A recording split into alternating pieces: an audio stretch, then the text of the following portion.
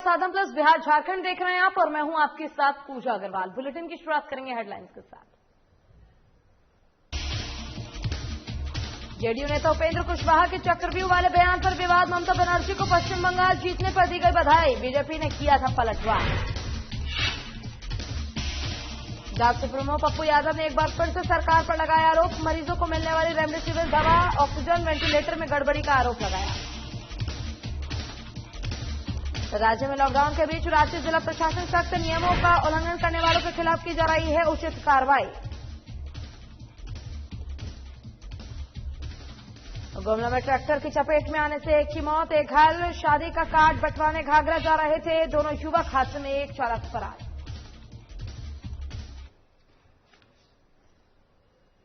चलिए शुरुआत करेंगे खबरों से। पश्चिम बंगाल चुनाव में ममता बनर्जी की जीत के बाद जेडीयू की ओर से उपेंद्र कुशवाहा ने उन्हें बधाई दी थी।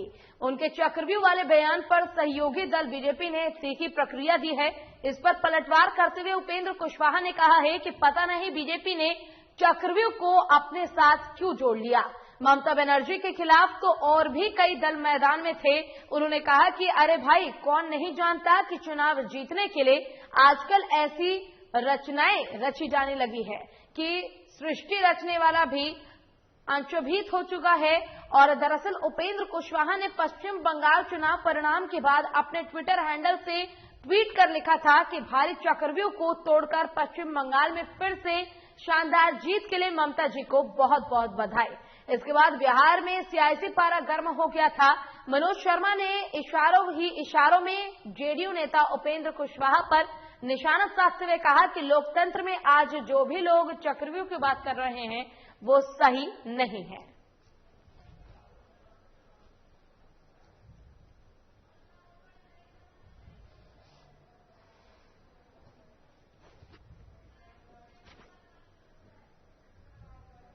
और बिहार में कोरोना ने तबाही मचा रखी है। पिछले 24 घंटे में पटना में सक्रिय मरीजों की संख्या में रिकॉर्ड में बढ़ोतरी होती जा रही है। वहीं इसी कोरोना काल में जाप सुप्रीमो पप्पू यादव लगातार मरीजों की मदद करने में लगे हुए हैं। बता दें कि वो नियमित रूप से बिहार के अलग अलग कोविड अस्पताल का दौरा कर वहां मौजूद व्यवस्थाओं का जायजा ले रहे हैं। इसके साथ ही वो लगातार बिहार सरकार की कार्यशैली पर सवाल उठाते रहे हैं। जाप सुप्रीमो पप्पू यादव ने मरीजों को मिलने वाली रेमडेसिविर दवा, ऑक्सीजन, वेंटिलेटर के साथ बेड में गड़बड़ी को लेकर खुलासा किया। उन्होंने बिहार में रेमडेसिविर के वितरण में भारी कमी का आरोप सरकार पर लगाया है। उन्होंने सरकार से पूछा है कि आखिर किस आधार पर 3 दिनों में ईश्वर दयाल अस्पताल को 250, पोर्ट को 100 और राजेश्वरी को 150 को रेमडेसिविर दिया गया है। उन्होंने पूछा कि इसमें दुकानों पर बैठे मजिस्ट्रेट की कितनी संलिप्तता है और वेंडर, ड्रग्स इंस्पेक्टर और स्वास्थ्य विभाग का प्राइवेट अस्पतालों से किस तरह की मिलीभगत है। इन सवालों के जवाब बिहार की जनता जानना चाहती है।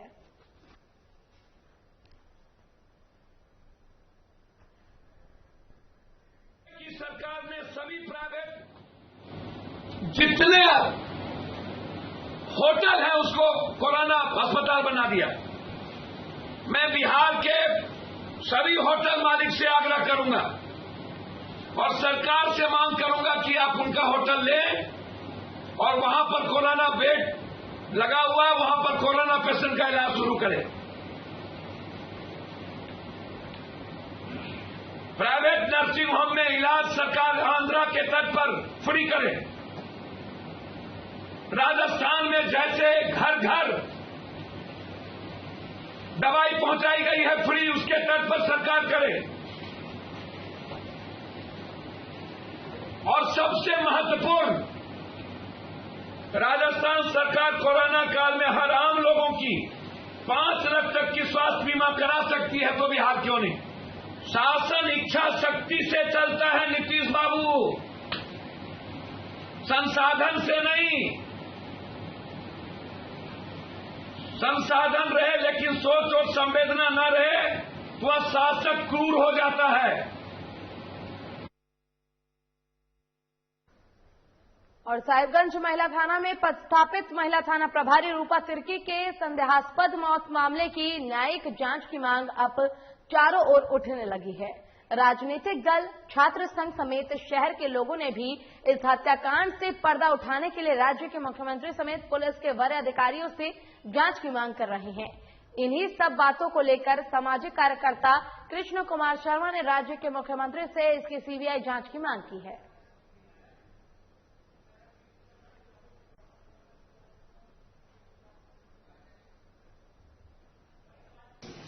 श्री हेमंत सोरेन से मैं मांग करता हूं कि साहेबगंज थाना के महिला थाना प्रभारी रूपा तिर्की जी का आत्महत्या या हत्या जो हुई है उसका सीबीआई से जांच कराया जाए, ताकि आने वाले समय में पुलिस प्रशासन निर्भीक होकर के कार्य कर सके।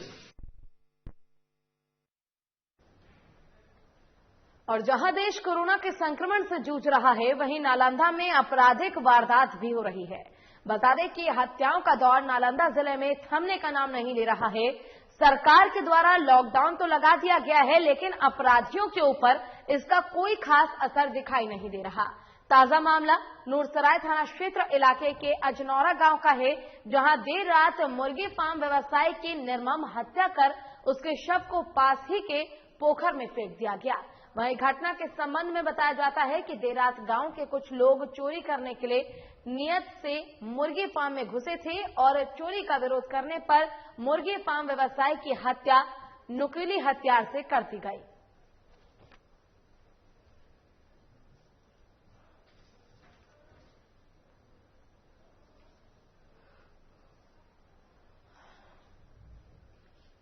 संजू कुमार नाम के जो बहुत सीधा साधा ग्रामीण थे और मुर्गी फार्म का काम करते थे, उनको चोरी करने के उद्देश्य से आए हुए अपराधियों ने हत्या कर दिया। मेरे गांव में इतिहास है कि आज तक कभी भी, जब से गांव मेरा बसा, कभी किसी का हत्या नहीं हुआ था और मेरा गांव शांति प्रिय गांव था। लेकिन यहाँ पर विगत जिस दिन से शराब बंदी हुआ है, उस दिन से मेरे गांव में बड़े पैमाने पर शराब चुराया जाता है। तो एक संजू कुमार जो अजनौरा के रहने वाले हैं, उनकी हत्या हुई है। हम लोग अभी अनुसंधान कर रहे हैं, विशेष अनुसंधान के बात ही बता पाएंगे। सर, कहाँ पर बॉडी पाया गया था, कैसे क्या हुआ? बॉडी उनका एक मुर्गी फार्म है, उसके बगल में पानी का छिलका है, तो उसी किनारे पाया गया।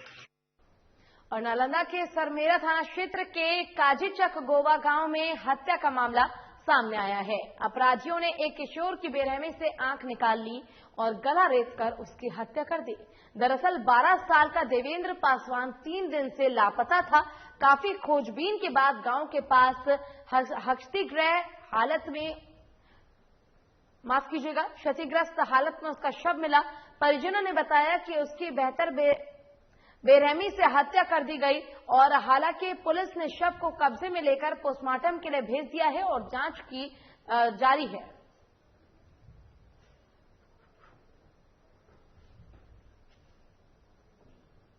और कोई विवाद हुआ था क्या जिसकी हत्या हुई बच्चे की? ऐसा ग्रामीणों से पता चल रहा, मृतक के पिता से पता चल रहा कि पूर्व में ग्रामीणों के द्वारा लड़ाई झगड़ा हुई थी, जिसमें थाना ही के द्वारा ही सुलभ समझौता करा दिया गया था दोनों पक्ष में। हत्या कैसे की गई है? क्या हत्या जो है वो गला काट कर हत्या किया हुआ है, जो कि तेज हथियार से काटा हुआ है। एक हाथ कवारा हुआ, एक आंख निकला हुआ है और ऊपर से खोपड़ी भी खुला हुआ है। और पतरातू के सचिवालय भवन में बीती रात असामाजिक तत्वों ने 2 LED लाइट चोरी कर ली। लबगा पंचायत के मुखिया शिव प्रसाद मुंडा ने बताया कि आज सुबह ही ग्रामीणों ने उन्हें फोन कर बताया कि बीती रात को असामाजिक तत्वों ने सचिवालय भवन से 2 LED लाइट की चोरी कर ली। मुखिया ने बताया कि बड़ी ही शर्मसार करने वाली बात है कि लोग सरकारी चीज समझकर इस तरह की अनोखी हरकत करते हुए चोरी करते हैं, जबकि उन्हें मालूम होना चाहिए कि सरकार ने आपकी सुविधा के लिए इन चीजों को मुहैया कराया है, तो इन चीजों को अपने घर के सामान की तरह हिफाजत करनी चाहिए।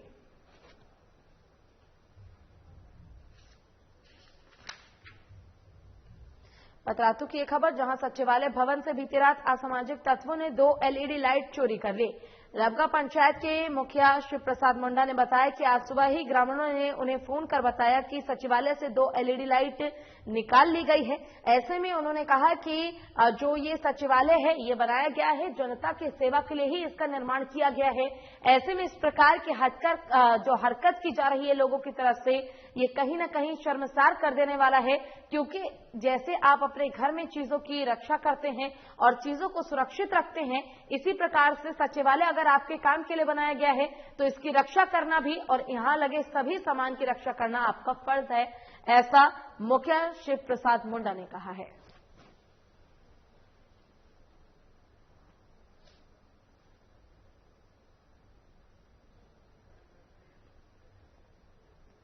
चलिए यहां रुकेंगे छोटे से ब्रेक के लिए, जल्द होंगे हाजिर।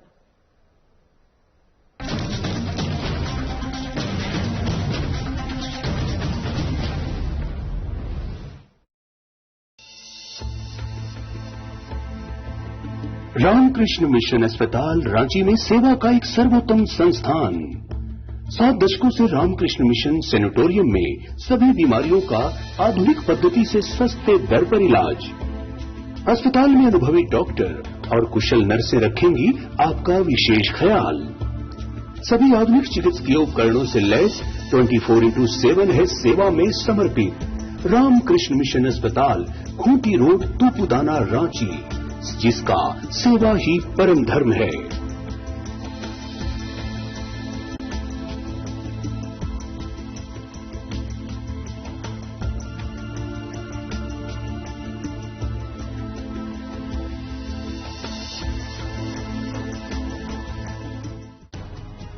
आंख अनमोल उपहार है।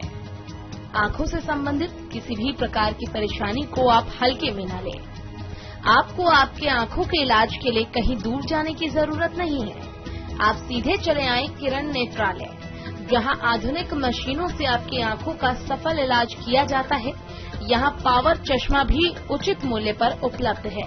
नर सेवा ही नारायण सेवा के संकल्प के साथ खुला किरण नेत्रालय बरौनी के लोगों के लिए किसी वरदान से कम नहीं है।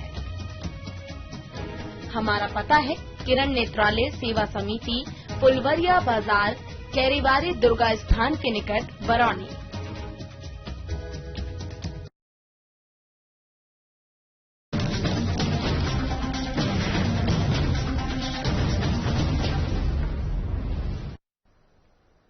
चलिए ब्रेक के बाद एक बार फिर से रुक करेंगे खबरों की ओर। कोरोना महामारी के इस बदलते दौर में पूरे देश में अनाज आपूर्ति की बहुत बड़ी समस्या उत्पन्न होती जा रही है, जिसके तहत तमाम सरकारी अनाज भंडारों की आपूर्ति सही और सुचारू ढंग से हो सके, इसका निरीक्षण करने के लिए सरायकेला अनुमंडल दंडाधिकारी सह जिला आपूर्ति पदाधिकारी रामकृष्ण कुमार पहुंचे और उन्होंने डीलरों से यहां औचक निरीक्षण किया, जहां कुछ डीलरों को शोकॉट नोटिस भेजा गया और अनुमंडल दंडाधिकारी के अचानक पहुंचने से हड़कंप मच गया। उन्होंने सरकार द्वारा मिल रहे अनाज के रखरखाव का एक एक कमरे में जाकर अवलोकन भी किया। हालांकि गम्हरिया गोदाम में अनुमंडल दंडाधिकारी के अनुसार किसी भी प्रकार की कोई भी कमी नहीं पाई गई।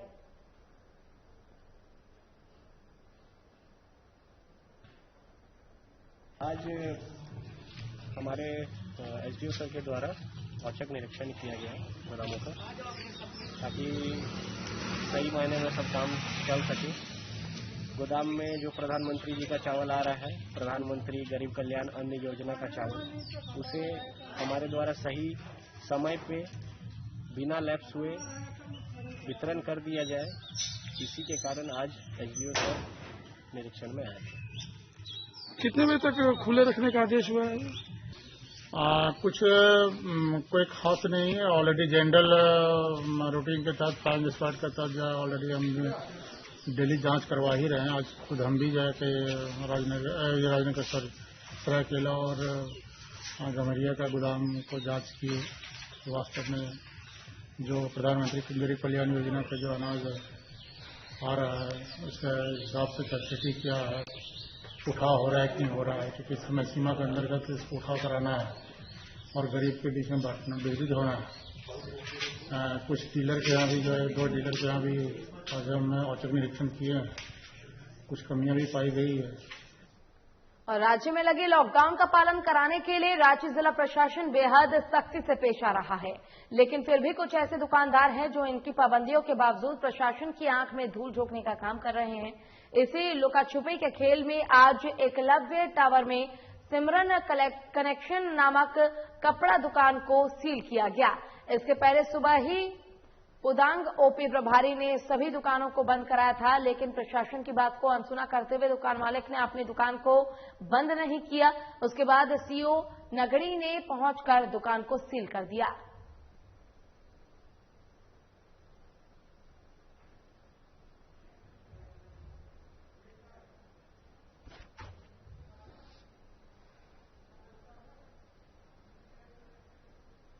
और कोरोना के इस प्रलयकारी माहौल में बिहार लौटकर आए उन मेहनत करने वालों के सामने जीविका चलाने की समस्या हो गई है। ये लोग बिहार से बाहर अन्य प्रदेशों में रहकर अपना और अपने परिवार का भरण पोषण करते थे। ऐसे लोगों के लिए अच्छी खबर ये है कि विरलम इंटरप्राइजेस ऐसे लोगों को अपने यहां मास्क बनाने का रोजगार देकर उनकी जीविका को चलाने में सहयोग कर रहा है। वहीं बिहार सरकार द्वारा हर परिवार को 6 मास्क देने की घोषणा से उत्साहित सेंटर के संचालक वीरेंद्र कहते हैं कि मास्क का ऑर्डर है जिसे पूरा करने के लिए इन लोगों का सहयोग मिल रहा है।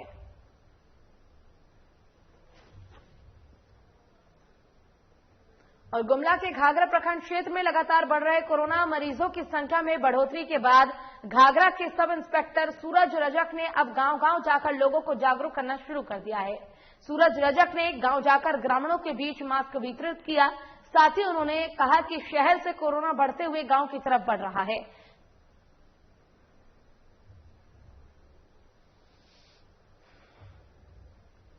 और नीतीश सरकार ने अपनी महत्वाकांक्षी नल जल योजना के तहत लोगों के घरों तक नल जल योजना की पाइप और नल लगाने का काम तेजी से किया, जिससे सभी लोगों को पेयजल संकट से निजात मिल सके। लेकिन बिहार में ऐसे सैकड़ों उदाहरण हैं जहां लोगों को इस योजना का लाभ नहीं मिल पाया है। कई गांव में नल जल योजना बस शोभा मात्र ही वस्तु बनकर रह गया है। ताजा मामला बिहार के समस्तीपुर जिले के हरपुर एकलौथ पंचायत का है, जहां पानी की समस्या को लेकर ग्रामीणों ने जब स्थानीय मुखिया जगन्नाथ शाह से गुहार लगाई और सवाल पूछा तो मुखिया जी आग बबूला हो गए। साथ ही कुदाल उठाकर सवाल पूछने वालों को मारने दौड़ पड़े। मौके पर उपस्थित लोगों ने किसी तरह मुखिया जी को समझा बुझाकर अपनी जान बचाई। और गुमला में डुमरी के पास गुरुवार को अज्ञात ट्रैक्टर के चपेट में आने से एक युवक की मौत हो गई, वहीं दूसरा युवक घायल हो गया। आपको बता दें कि ये दोनों युवक शादी का कार्ड बांटने घाघरा जा रहे थे। इस दौरान एक ट्रैक्टर के चपेट में आने से एक युवक की मौत हो गई और एक युवक घायल हो गया। वहीं मौके पर पहुंची पुलिस ने ग्रामीणों के सहयोग से युवक को अस्पताल भेजा है, जहां डॉक्टर ने युवक को मृत घोषित कर दिया। वहीं ट्रैक्टर चालक मौके से फरार है फिलहाल।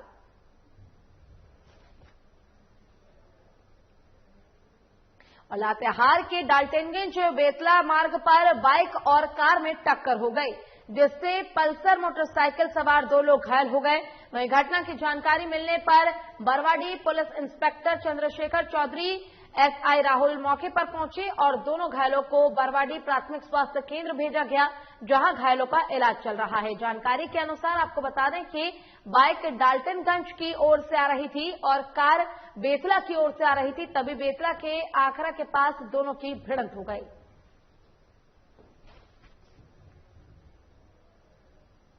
और राज्य में बेकाबू होते कोरोना की रफ्तार को देखते हुए रांची प्रेस क्लब में अस्थायी कोविड अस्पताल बनाया जा रहा है। रांची प्रेस क्लब में शुरू हो रहा अस्पताल Birsa Munda Covid care multi specialist अस्पताल, मिशन ब्लू फाउंडेशन, कमल भद्र फैसिलिटी और न्यूज 11 के सहयोग से बनाया जा रहा है। 40 बेड की क्षमता वाले इस कोविड अस्पताल में ऑक्सीजन युक्त बेड, वेंटिलेटर, आईसीयू और एम्बुलेंस सहित सभी आधुनिक चिकित्सक उपकरण मौजूद रहेंगे। अस्पताल में विशेषज्ञ डॉक्टरों और करीब 50 पैरामेडिकल स्टाफ की भी टीम 24 घंटे सेवा देगी। क्लब के पदाधिकारियों की माने तो अगले 4 दिनों में ये कोविड अस्पताल बनकर तैयार हो जाएगा। रांची प्रेस क्लब झारखंड का पहला ऐसा संस्थान होगा जहां मीडिया कर्मियों के लिए कोविड अस्पताल बनाया गया है। यहां मीडिया कर्मियों के लिए कुछ बेड रिजर्व रहेंगे, साथ ही मीडिया कर्मियों के लिए यहां निःशुल्क इलाज की व्यवस्था रहेगी। कोविड सेंटर बनाने से सबसे बड़ा योगदान एक संस्था है रांची एमिशन ग्रुप फाउंडेशन, उनके अध्यक्ष हैं पंकज सुनील जी। उनका सबसे बड़ा योगदान इस कोविड सेंटर को बनाने में सबसे अहम रोल है और उनको हम रांची प्रेस क्लब की तरफ से बहुत बहुत धन्यवाद देना चाहते हैं। उनका यह कदम बहुत सराहनीय है। उन्हीं की मदद से कोविड सेंटर यहाँ पर पत्रकार बंधुओं के लिए बनाया जाता है। और बिहार में कोरोना संकट के बीच सियासत भी अपने चरम पर है। लॉकडाउन को लेकर सत्ताधारी पार्टियों में घमासान के बीच नेता प्रतिपक्ष तेजस्वी यादव की भी एंट्री हो गई है।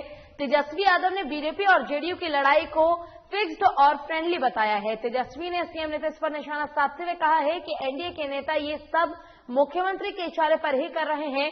तेजस्वी यादव यहां निश्चित तौर पर बीजेपी और जेडीयू की लड़ाई को एक सोची समझी साजिश बता रहे हैं। वो आरोप लगा रहे हैं कि बिहार के मुखिया नीतीश कुमार के ही इशारों पर ये सब कुछ हो रहा है। कभी बीजेपी के नेता जेडीयू को निशाना पर ले रहे हैं तो कभी जेडीयू के नेता बीजेपी वालों पर हमलावर दिख रहे हैं। गौरतलब हो कि बीते दिन नीतीश के बेहद करीबी सांसद लल्लन सिंह ने बीजेपी और उसके प्रदेश अध्यक्ष पर जोरदार हमला बोला था। लल्लन सिंह ने कहा कि कोरोना को लेकर सर्वदलीय बैठक में किसी पार्टी ने लॉकडाउन लगाने की मांग नहीं की थी।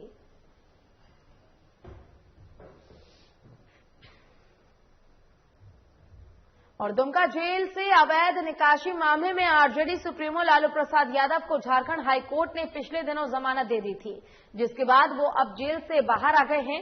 एम्स से डिस्चार्ज होने के बाद लालू अपनी बड़ी बेटी मिसा भारती के आवास पर गए और आरजेडी सुप्रीमो लालू प्रसाद यादव रविवार 9 मई को वर्चुअल मीटिंग करने वाले हैं। लालू यादव लगभग 3.5 साल बाद पहली बार किसी राजनीतिक बैठक में शामिल होने वाले हैं।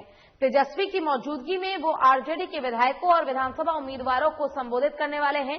लालू की इस वर्चुअल मीटिंग पर बिहार के पूर्व उप मुख्यमंत्री सुशील कुमार मोदी ने चिंता जताई है। सुशील मोदी ने कहा है कि लालू प्रसाद को पहले अपने स्वास्थ्य और कोरोना लहर से परेशान बिहार की जनता की चिंता करनी चाहिए। सांसद सुशील मोदी ने ट्वीट करते हुए कहा है कि चारा घोटाला में सजायाफ्ता लालू प्रसाद को जमानत पर छोड़ने के लिए आधी सजा काटने से लेकर गंभीर बीमारियों से पीड़ित होने तक कई दलीलें दी गई थी। जमानत मिलते ही लालू यादव अपना राजनीतिक कार्यक्रम घोषित कर रहे हैं। अब पार्टी उनकी बीमारियों को भूल चुका है।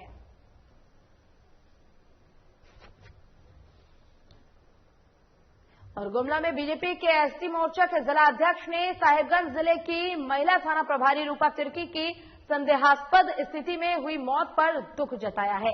ज्ञात हो कि 3 दिन पहले साहिबगंज जिला थाना प्रभारी रूपा तिर्की का शव पंखे से झूलता हुआ पाया गया था। वहीं मौत के कारणों का अब तक खुलासा नहीं हो पाया है। सभी आदिवासी समुदाय के लोग रूपा तिर्की को न्याय दिलाने की गुहार लगा रहे हैं। इधर गुमला बीजेपी अनुसूचित जनजाति मोर्चा के बैनर तले गुमला के विभिन्न क्षेत्रों में हेमंत सोरेन का पुतला दहन कर नारेबाजी की जा रही है। इस घटना की सीबीआई जांच करने की मांग की जा रही है। भारतीय जनता पार्टी अनुसूचित जनजाति मोर्चा गुमला जिला के अध्यक्ष देवेंद्र लाल उरांव ने बताया कि रांची की निवासी रूपा तिर्की साहेबगंज थाने में थाना प्रभारी के पद पर नियुक्त थी और उन्हें हेमंत सोरेन के सहयोगी पंकज मिश्रा और उनके 2 महिला सहयोगी के द्वारा कई बार प्रताड़ित किया जा रहा था और ऐसे में हो सकता है कि आत्महत्या के लिए उन्हें उकसाया गया हो। झारखंड सरकार जल्द से जल्द रूपा तिर्की को न्याय दिलाए और जो भी उनकी मौत के जिम्मेदार हैं उसे कड़ी से कड़ी सजा दे। साहेबगंज में आदिवासी युवती जो एसआई थी, जिन्हें संदेहास्पद स्थिति में हत्या की गई है और ये झारखंड सरकार छिपाने के प्रयास कर रही है। हत्या में झारखंड सरकार के सीएम हेमंत सोरेन के प्रतिनिधि पंकज मिश्रा का हाथ बताया जा रहा है। हमारा भारतीय जनता पार्टी एसटी मोर्चा ये मांग करती है सरकार से जांच होनी चाहिए और दोषियों पर कड़ी कार्रवाई की जानी चाहिए। धन्यवाद। भारतीय जनता पार्टी के द्वारा आज साहेबगंज जिला की जो थाना प्रभारी थी बहन रूपा तिर्की, उनका मौत एक सनसनी केस पैदा करती है। या उन्होंने आत्महत्या किया या मर्डर किया, या मर्डर के लिए आत्महत्या के लिए किन्हीं ने उकसाया, ये एक बहुत ही दुर्लभ स्थिति है। और ऐसा बताया जा रहा है कि झारखंड सरकार के मुख्यमंत्री हेमंत सोरेन जी के प्रतिनिधि पंकज मिश्रा जी एवं उनके सहयोगियों का हाथ इसमें बताया जा रहा है। रूपा कच्छप को कई बार प्रताड़ित किया गया, कई बार उनको मानसिक रूप से प्रेशर दिया गया। जो भी कारण हो, इसकी सीबीआई जांच होनी चाहिए। चलिए, इसी के साथ फिलहाल के लिए इस बुलेटिन में बस इतना ही। खबरों का सिलसिला लगातार आगे भी जारी है। आप देखते रहिए साधना प्लस। नमस्कार।